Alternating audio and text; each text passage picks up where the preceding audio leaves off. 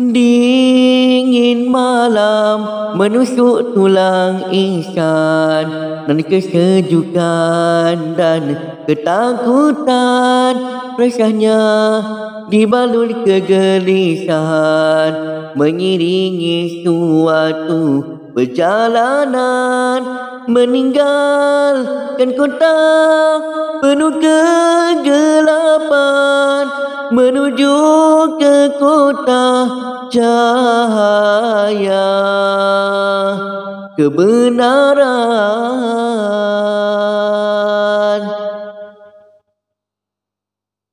Bermulanya hijrah yang agung, pengorbanan insan tak ternilai, harga kepayahan, kesusahan, menempuh dugaan dan rintangan dalam kehidupan.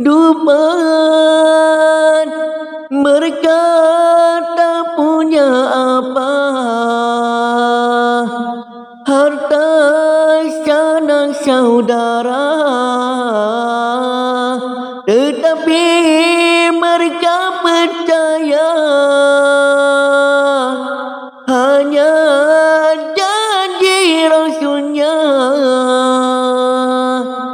Suraka mengejar, ingin merebut dinar yang dijanjikan Allah, melindungi perjalanan kekasihnya yang tercinta.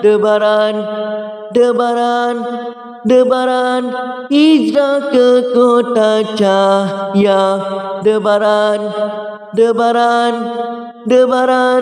hijrah ke kota cahaya kebenaran.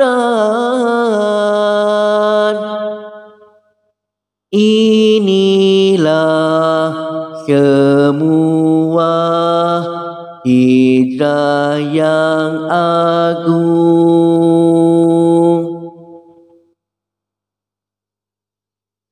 Mereka tak punya apa,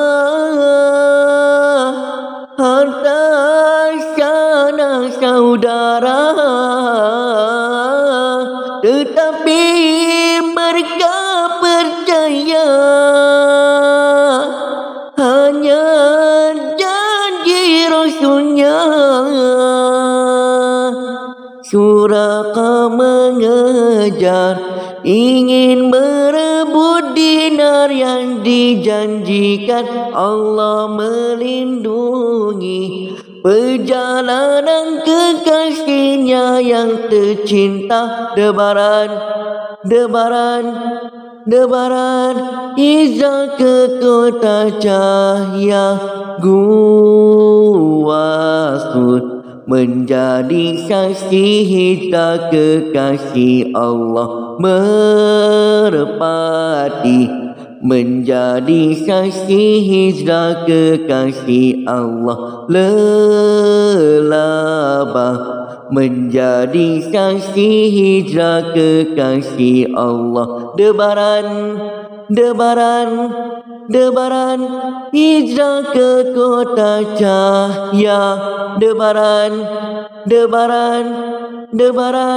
hijrah ke kota cahaya kebenaran.